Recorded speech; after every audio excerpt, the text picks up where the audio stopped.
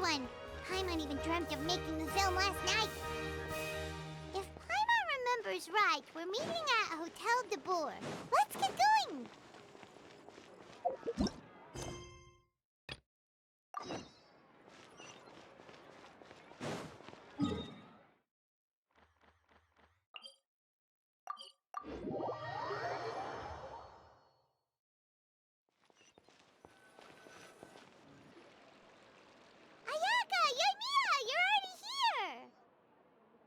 Good morning. Xavier said yesterday afternoon went well. Yeah, and how about you, Ayaka? What were you up to yesterday? After we split up, Ayato went to see Udex Nervillette at the Palais Mermonia.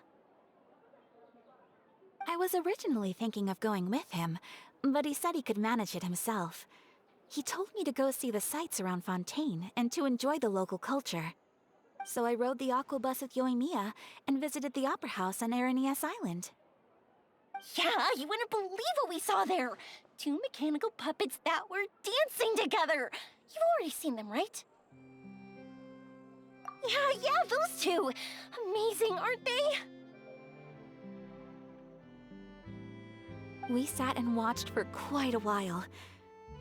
It was mesmerizing, like we could keep watching them forever. Oh, it was the same for us the first time we saw them, too! Afterwards, we went swimming at the beach! Well, diving, to be exact. It was the first time I ever breathed underwater! I held Ayaka's hand and we counted down together. 3, 2, 1, and then splash! We were beneath the waves.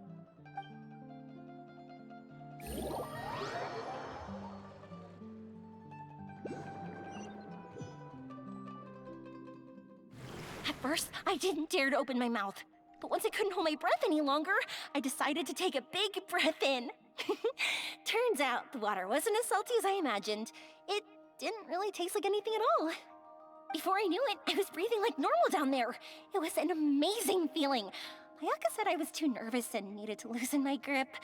She got used to everything way faster than I did. I knew that the Traveler could do it, so I had no doubt we could do it too. That helped me feel at ease as soon as we dove in. The underwater world in Fontaine truly is beautiful. I love seeing the Romaritime flowers blossoming underwater, like little candles lighting up the streets at night. Yeah, and there were so many creatures that we've never seen in Inazuma. Like those fish that shimmer like a sword blade. Whoosh!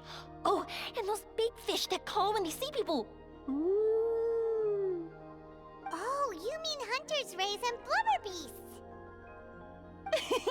I just love the name Blubber Beast. Just wait till Pops and the others hear about this.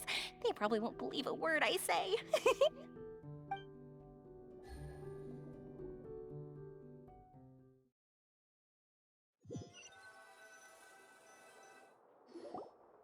Yoimiya was down there for quite a while. It was dark before we finally rode the aqua bus back to the city. I figured she'd want to sleep in today. Yeah, even I was worried that I wouldn't be able to get up. I still felt like I was drifting in the waves when I went to sleep last night. But as soon as I woke up today, I remembered that we'd all be shooting a film together, and I was ready to go. Speaking of the film, where's everybody else? My brother and Xavier were speaking to the restaurant owner about using the place as a filming location. They should be here soon. As for the others, We're here.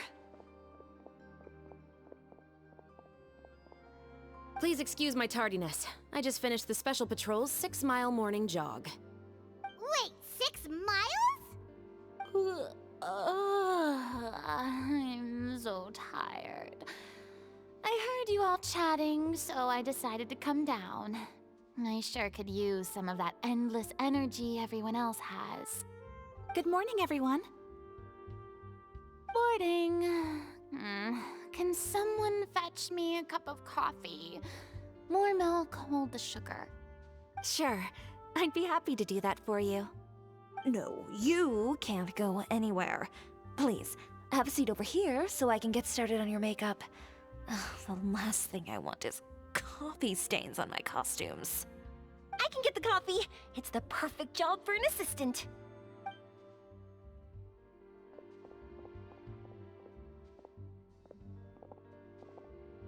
So much energy.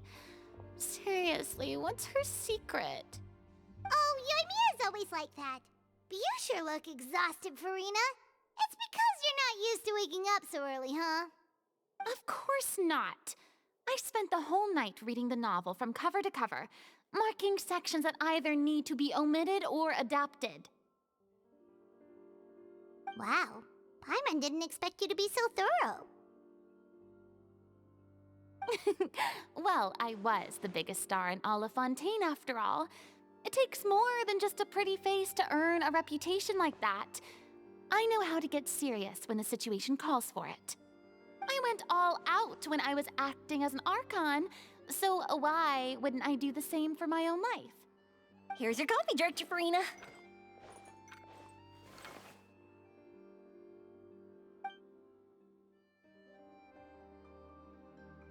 Oh, thank you.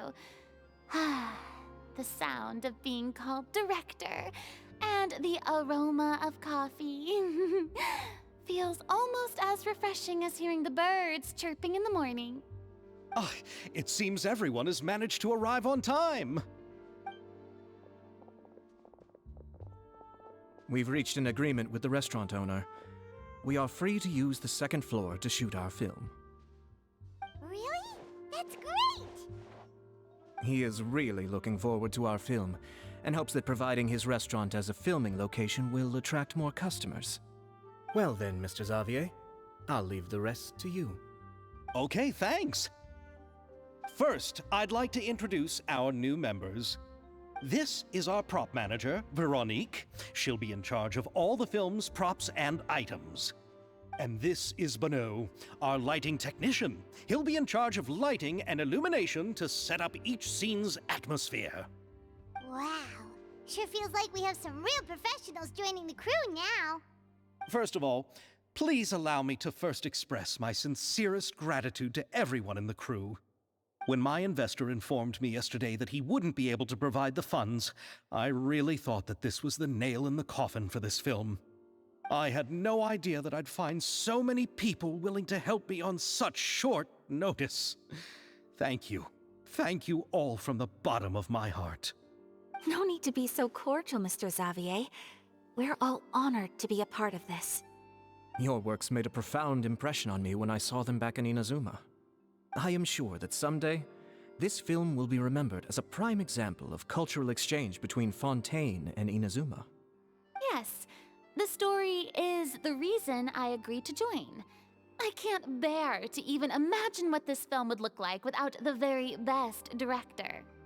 Anyway, I would like to make a promise to everyone that as the producer of this film, I'll do whatever I can to ensure that everything goes as smoothly as possible. This is not just my film. It also embodies the thoughts and feelings of every person here, as well as the endless effort we are about to pour into it. So, without further ado, the two Musketeers will officially begin filming now! You may take it from here, Director Furina. All right, listen up, everyone.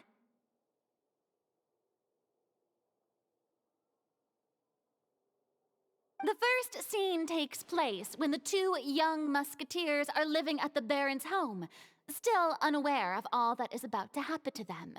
We'll need props and lighting to set the scene. Our lead actors can go get their makeup done, and extras, please take this time to go over your positions. Whoa, seems Furina's really kicking things into gear as the director. Is everyone clear? I don't want anyone traipsing around the set like umbrella finches. All right, cameras will start rolling as soon as the set is ready. Let's make a film that'll make some serious waves in Fontaine. Not the kind of waves that drown people. I mean, the good kind of waves. Seems like she's still a bit traumatized by that. Anyway, let's go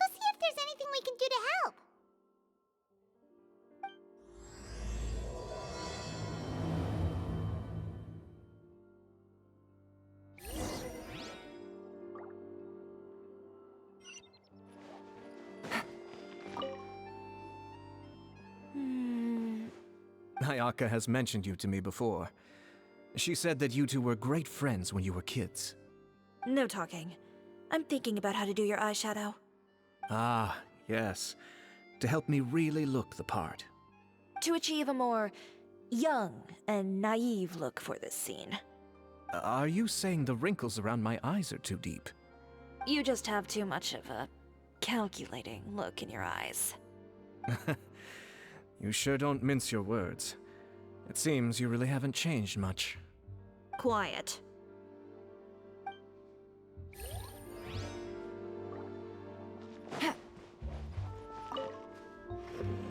How about here? A little more to the left. You got it. Hey, Yoimiya, do you need a hand? No, I'm fine. You know, doing the lighting is kind of like designing a fireworks show. It's interesting to imagine what kind of atmosphere the lights will create. I heard that the Traveler will be operating the camera and Paimon will be the clapper loader, right? Those roles are just perfect for the two of you. Really? Is that because it'll be easy for Paimon to hold the clapperboard while flying? Well, sure, there's that, but that's not exactly what I meant.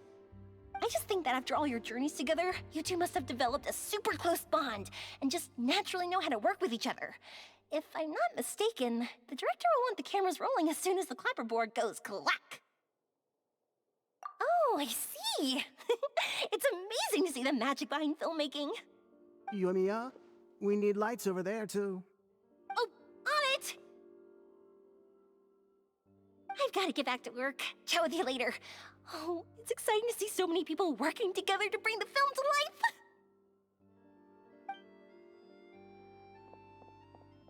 Seems like Yoimiya's really getting into it. But she was right. We do have a super close bond, don't we? Paimon's really happy to hear that.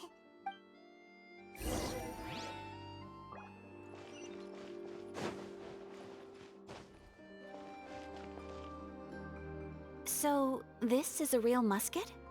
No, it's just a prop weapon. Not bad. Have you seen a real musket before? Only in books and newspapers. I made this one based on the relative shape and proportions I saw in reference images. When we're filming, some special gunpowder will be applied around the muzzle, which will help create the flash and smoke effects of a real gun being fired. Which means it'll be up to the actors to portray the recoil. That's right. The sound effects for gunshots will also be added in post-production. Thank you, Veronique. I think I know where to start now. However, the musket's gears and firing pin could still use some work. Adding some wear on the metallic components will make them appear more realistic. Also, be sure to rub the muskets with some oil each time before we start shooting. That'll give the impression that the firearms have been well maintained. Good point. You seem to know a lot, Miss Chevreuse. I assume you use these types of firearms on a regular basis? Yes, I perform routine maintenance on my weapons every day. Just like we as people need to eat and sleep, muskets need to be cleaned and maintained. I also perform similar care for my sword every day, and familiarize myself with its shape and weight, to the point where it feels like a natural extension of my body. Yes, this way, our weapons will never betray us in the heat of battle. Yes, well said. It seems we have the same philosophy on this topic. Oh, sounds like they found a common interest to talk about. Though these props differ from the muskets I use, I can still give you some pointers. Good. I look forward to your instruction. First and foremost, never point the weapon at anyone, regardless of whether it's a real or prop weapon or whether you're holding it or it's on the table. This holds for any time when you're not actively engaging an enemy. Okay, understood. When aiming the musket, extend your arm so that it's level with your shoulder, and use your eye to look down the weapon's sights. Like this? Not bad. Now, try saying your lines. This is the end of the road for you. Good. Now turn your body a little. That way, you'll give your enemy less of a target to work with. And relax your shoulders. Here, allow me to demonstrate. This is the end of the road for you. Huh. Excuse me, Miss Chiori. Director Furina, There's something I wish to discuss with you. Oh? What is it? Like this? Yes, much better. What do you think? I do see your point. But are you sure you wish to do this? I believe it would be most fitting. Well, if you insist. All right, I understand. Miss Ayaka, Miss Chevreuse, could the two of you please come over here? Huh? What's going on? Are we gonna start filming now? Let's go see. What is it? I have a question for you, Miss Chevreuse. Would you be willing to play the role of a musketeer? What? To clarify, I would like to turn over my role to Miss Chevreuse. But brother... Don't worry, Ayaka. I actually view this as a good thing. I was becoming troubled trying to set aside some time to speak to the staff at the Palais Mermonia. I would like to have some conversations about the cultural exchange between our two countries, and I've heard that the bureaucratic process here can get rather complicated. Now, I will be able to focus on my work. Besides, you also know that I'm not really one for public performances. Are you really sure? From a director's point of view, I also felt like the relationship between the two musketeers in the original story could be improved. The older brother in the story plays the lead role with his overbearing character, but this causes his character to overshadow that of his sister, and the theme of the two supporting and relying on each other isn't conveyed very well. But if we were to change the siblings to two sisters of a similar age, then that aspect of the story might come through more clearly. Also, I've seen you instructing Ayaka. That cold and dignified personality is exactly what we need for the older musketeer. Of course, even with all these insights, the decision should still be made by Miss Chevreuse. Chevreuse mentioned that she really likes the story, right? Paimon bets that she'll take the role. All right, I'll take the role. Good. It's decided then. I'll get started on making edits to the script. We'll also need to make some immediate adjustments to the lighting, props, and costumes. I have a feeling that our adaptation will be even better than the original story. You're doing a great favor for me, Miss Chevreuse. You have my gratitude. Don't mention it. I like this character, so if anything, I should be the one thanking you. Well, since my brother is the one who brought up the idea, I suppose there's no need to worry. Let's go, Miss Chevreuse. I look forward to working with you. Please, just call me Chevreuse.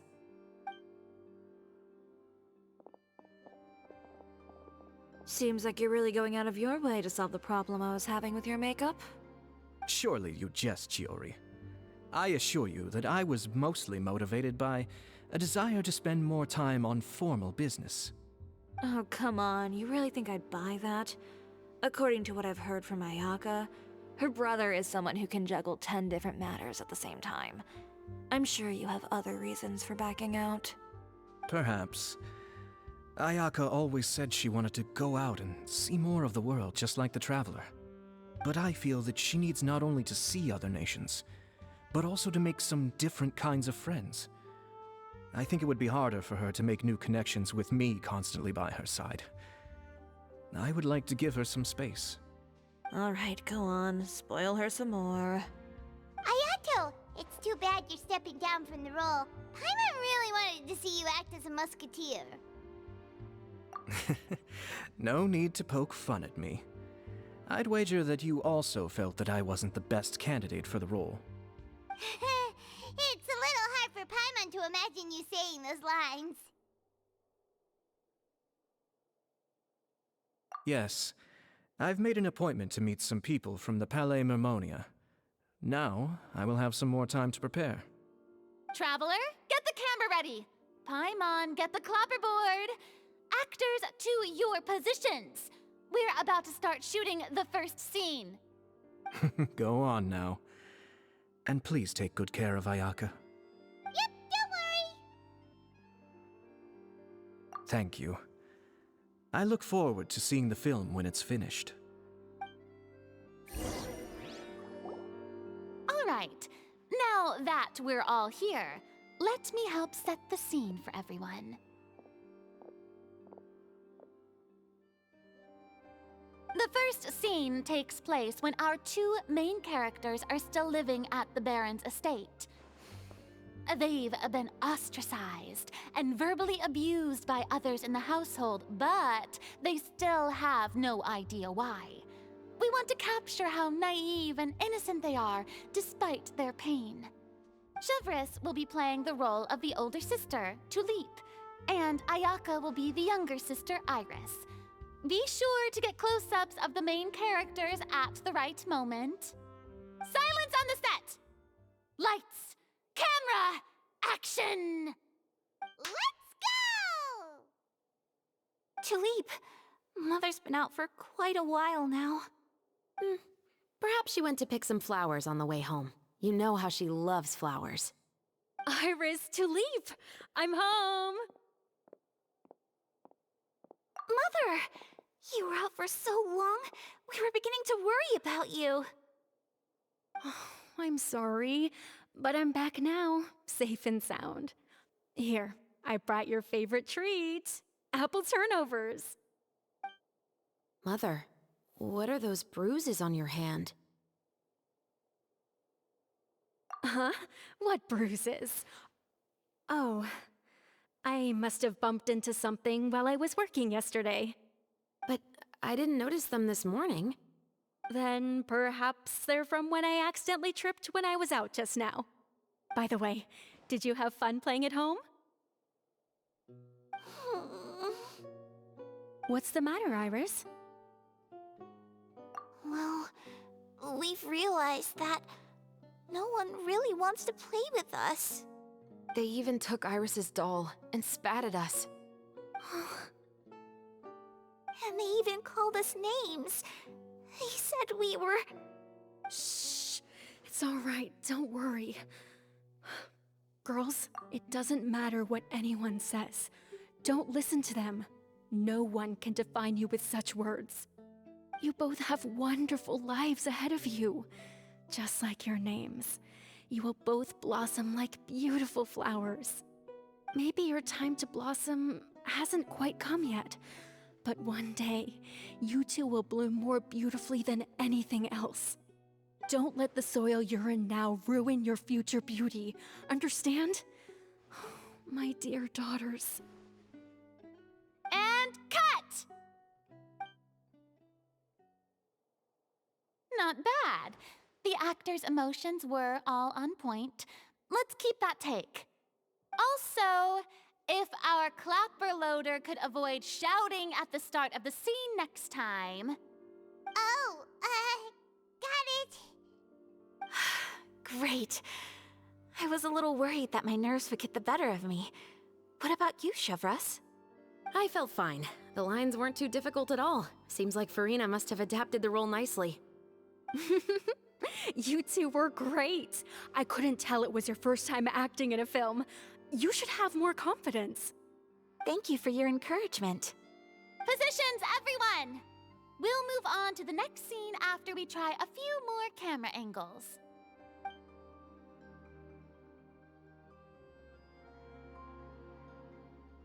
This scene is when our two characters return home, only to discover their mother has been murdered. Ready? Lights! Camera! Action! Mother, we're back! Mother?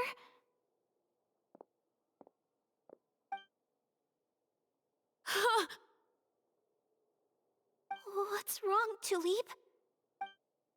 Iris, stay away! Huh? Why? What's... Mother! Mother... She's... Huh? poison in this cup. I could have sworn I've seen this kind of cup before. Those aristocrats. They didn't even try to cover up their actions.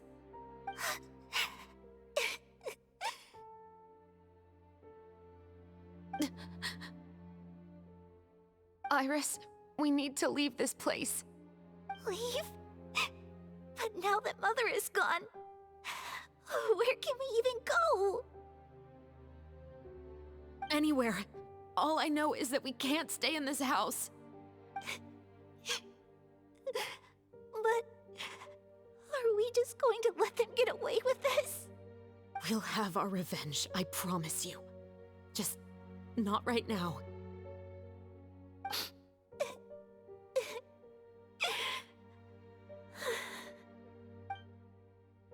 Come on, let's go. No, wait. We can't just leave Mother here like this. At least let me leave this rose with her. That's why we went out in the first place. To buy her this flower. All right. Goodbye, Mother. We'll avenge you. Someday.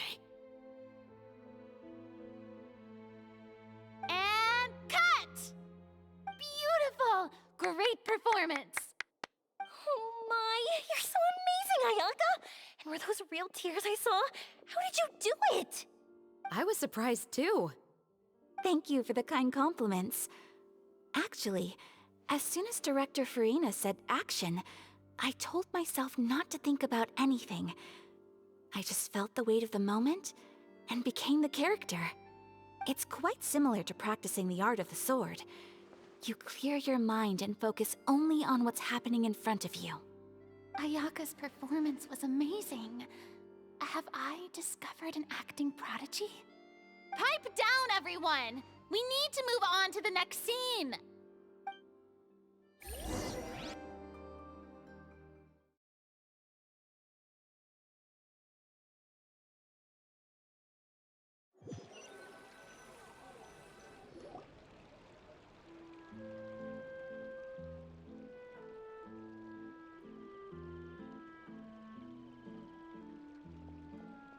Huh?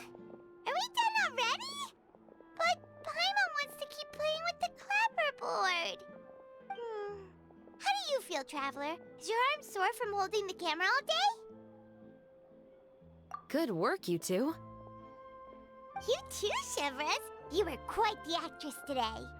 I've read this novel many times before. I have a good grasp of my character's mindset. Anyway, do you remember my request from yesterday? Oh, right! We were having so much fun that Paimon nearly forgot! You have a case where the murders seem really similar to the cases in the novel, right? So, how are they similar exactly? In the story, the main characters grow up to become two musketeers, always using their guns to carry out their revenge. And on each of the victims, they place a rainbow rose as a signal that they've returned. Yes, that's correct. We found rainbow roses just like in the novel. Seems like you're connecting the dots now. Oh, that does sound pretty concerning. Especially after seeing the script today. Oh, now Paimon can't stop wondering what kind of ulterior motive the murderer might have. What do you think, Traveler? You're smart. Paimon wants to hear your thoughts. Good. On behalf of Fontaine's Special Security and Surveillance Patrol, thank you for your dedication to justice. There's no time to lose. We should start investigating right away. Follow me. Huh? Right now? But we just got done filming all day. Paimon's so tired. The most valuable intel always comes after nightfall. They are like small, remote islands in the middle of the sea. If you don't stay vigilant, you will pass right by them in the fog. That's how one of my favorite books always puts it, at least. So, where are we going right now? Let's start by checking out some workshops that sell mechanic...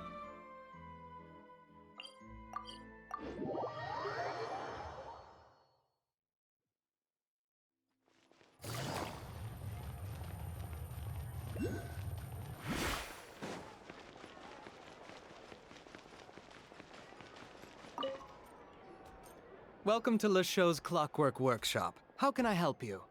Hello. I'd like to know if anyone has purchased some special components lately. Special components? Sorry, could you be more specific? I mean the kind of components that aren't typically used for clockwork toys, but for firearms. Huh? For firearms? No, we don't sell those sort of things here. Don't misunderstand. I'm not here to cause any trouble. We are merely investigating a case, and we're hoping that you could cooperate. Well, to be completely honest, I'm not even sure what kind of components that would entail. Has anyone ever purchased components here as an individual rather than on behalf of an organization? We have a lot of customers who buy toys, but those who buy components are all regular customers who buy in bulk on behalf of their organization. Is that so? I understand. Thank you for your cooperation. You're welcome. It's the least I can do.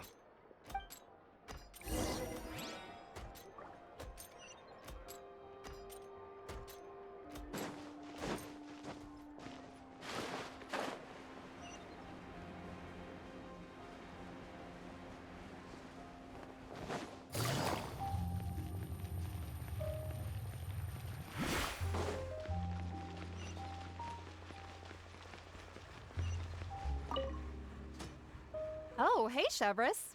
Run out of oil for your musket again? Hello, Estelle. I want to know if anyone has come to your shop recently to order some firearm components. Oh, is this another case? Let me think. I don't think so. Some people have requested that I make some prop guns for the Fontanalia Film Festival, but I refused all of those requests. Oh? Why's that? Because there's no profit! I only make things here that can do some real heavy lifting. I don't have the energy to make some new molds just for the festival. Then has anybody come specifically looking for mechanical components? Well, I usually sell off my scrap to the Fleuve Cendre. I don't typically give them to one specific person. I understand. Thanks for your cooperation. Don't mention it. Always happy to have the musketeers' patronage. Seems like we haven't found any leads to go off yet. Yeah, unfortunately. All right, let's head to Fleuve Cendre next. Huh? Are you sure? People might not be so thrilled to see the captain of the special patrol there. You think so, huh? Then I guess you don't know. Huh? Know what? That I grew up in Fleuve Cendre.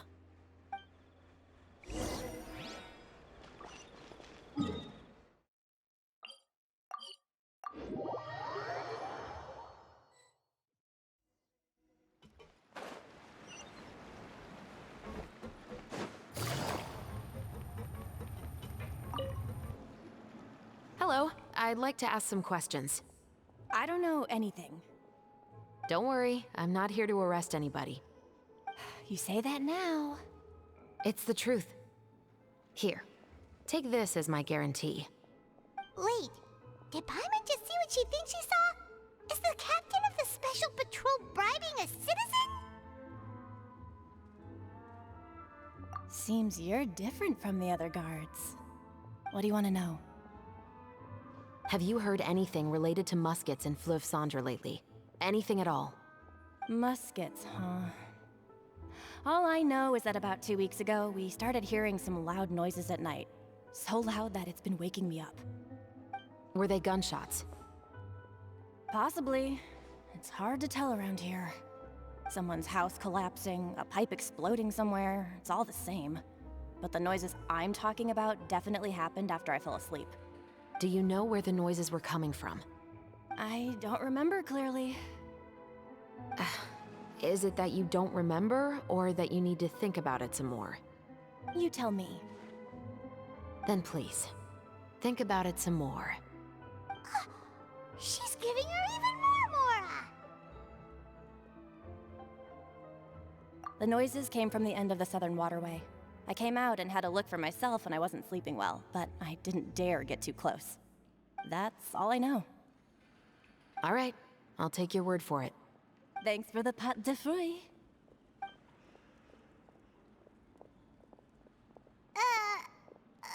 No need to be surprised. I grew up here, remember? I know how to get people around here to talk. My apologies, I'm all out of sweets. Though I do have some other tempting snacks in my custody. Fries, fried chicken, and even onion rings. But taking care of junk food is my responsibility. You're better off sticking to your normal, nutritious diet. Now then, let's keep going.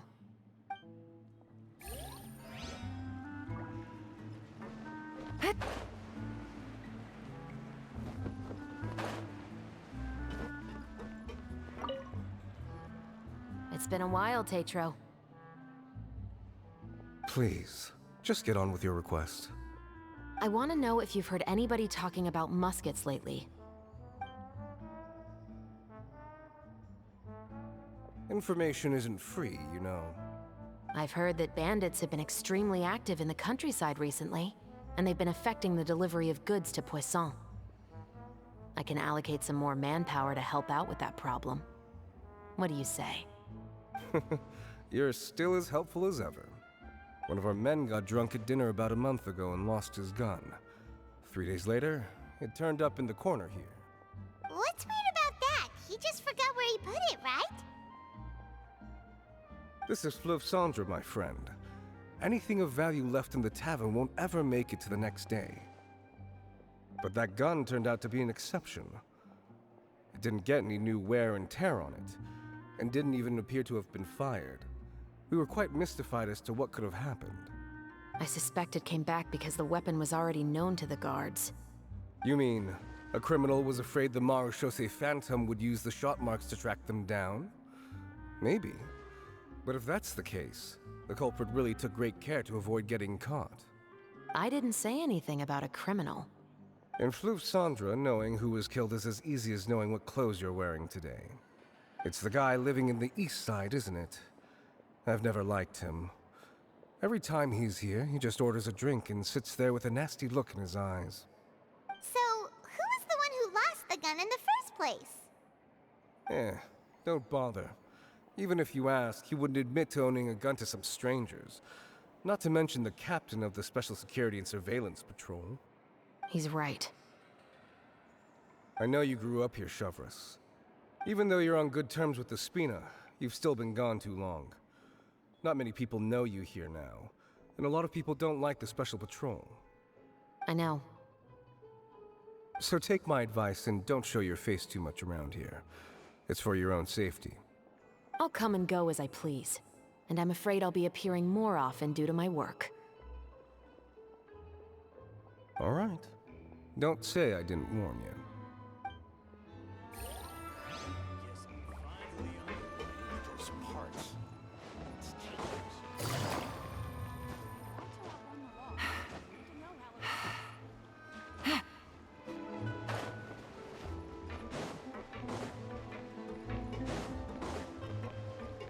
Take it easy.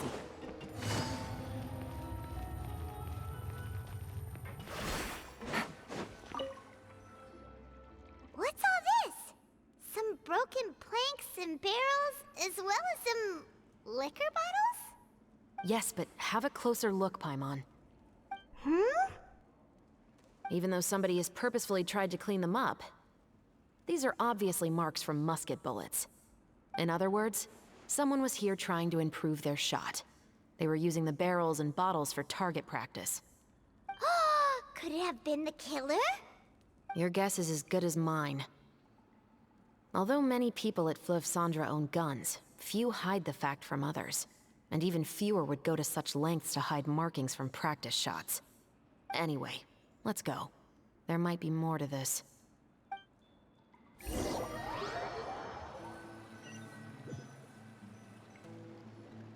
Seems like that's all we'll be able to uncover for today. Paimon feels like we managed to learn a lot more here than up on the surface. Yes. Assuming that everything we found is indeed connected to our suspect, then their timeline was probably something like this. A month ago, our suspect found a gun and took it home to disassemble it. Once he'd figured out its mechanics, he brought it back. In the following weeks, he used some parts to create his own makeshift musket, and took it to the Fleuve Cendre for target practice. Then, a few days ago, he found his target and carried out the murder. Once the deed was done, he left a rainbow rose on the body, just like the scene in the novel. That all makes sense to Paimon, but we're still no closer to figuring out the killer's identity! The deceased was a resident of Fleuve Cendra. It's said that he was a poor, solitary man. Yeah, that's also something I'm trying to figure out. If we are indeed following the novel, and there's a story behind the murder, then this murder should be an act of vengeance. But according to our investigation, the deceased didn't have any enemies. He was no saint, but no one's heard of a rival who hated him enough to shoot him dead, much less care to leave a rose on his body. What message is the killer trying to convey, and to whom exactly? We've thoroughly investigated that possibility. He claims to have spent the whole day at the Opera House on the day of the murder, and the staff there have confirmed his account. Okay, so he has an alibi. Not only that, he lacks a credible motive as well. He has a family of his own, and both of his parents are still alive. I've looked into his records. He was adopted at the age of 6, and all the proper procedures were followed. There are also records of him at an orphanage before then. In the story, the mother of the 2 musketeers was murdered after the children turned 10. Of course, he could have changed the children's ages, but I don't want to assume anything without evidence. More importantly, I've also had a chat with him in person. He didn't seem like the kind of person who would pull the trigger to kill a man. Then, what should we do now? We have all this new information, but it doesn't help us move forward.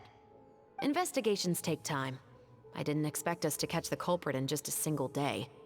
How about this? Let's spend the next few days filming with the crew. We can continue the investigation once we're done with the film. I'm sure that given time, new leads will present themselves. Wait, but weren't you saying Intel is like small, remote islands in the middle of the sea just a moment ago? Wouldn't you just miss them if you were to stop looking? Ah, but the book had more than one reference to the islands, Paimon. Oh? What else did it say then? As long as you spend enough time sailing through the fog, you'll eventually come across an island.